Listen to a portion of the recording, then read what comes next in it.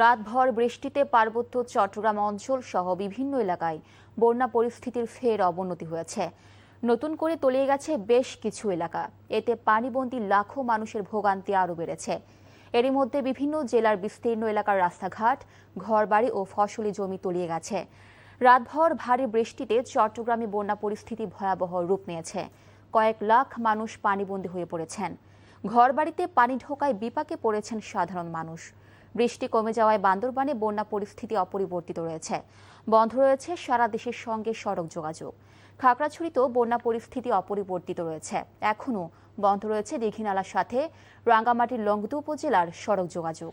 কক্সবাজারের চকরিয়া, পেকুয়া ও মাতামুহুরী উপজেলায় বন্যা পরিস্থিতির অবনতি হয়েছে। 5 দিনের টানা বর্ষণ ও পাহাড় থেকে নেমে আসা ঢলে পানিতে তলিয়ে গেছে বিস্তীর্ণ এলাকা। পানিবন্দী লাখো মানুষ। বৃষ্টি কমায় বন্যা পরিস্থিতি উন্নতি হচ্ছে মৌলভীবাজারে। পানি কমছে হবিগঞ্জের খোয়াই নদীর। তবে ভেঙে যাওয়া বাঁধ মেরামত না করায় আতঙ্কে নদী তীরের বাসিন্দারা।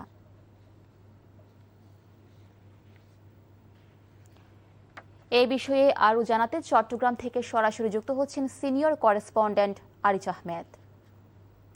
আরিজ, রাতের বৃষ্টিতে নতুন করে কোন কোন এলাকায় জলাবদ্ধতা সৃষ্টি হয়েছে আর বানভাসীদের দুর্ভোগের চিত্র কেমন দেখছেন?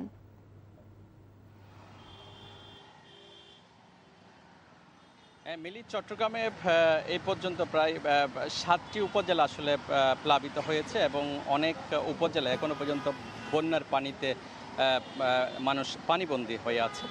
চট্টগ্রামে গত 6 দিনে বন্যা, পাহাড়ি ডল এবং পাহাড় ধসের ঘটনায় প্রায় 43 জনের প্রাণহানি হয়েছে। এছাড়া চট্টগ্রাম জেলায় হয়েছে প্রায় 11 জন। এছাড়া আজ সকাল 9টা পর্যন্ত প্রায় 137 মিলিমিটার বৃষ্টিপাত রেকর্ড করেছে আবহাওয়া অফিস। এছাড়া গত 6 দিনে চট্টগ্রামে প্রায় 1332 মিলিমিটার বৃষ্টিপাত রেকর্ড করা হয়েছে।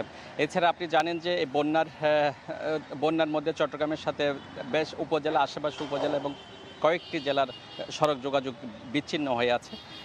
বেশি মানুষ পানিবন্দী হয়ে আছেন সাতকানিয়া, লোহাগাড়া এবং বাঁশখালীর বিস্তীর্ণ এলাকায় এখনো পর্যন্ত লোকজন পানিবন্দী হয়ে আছে।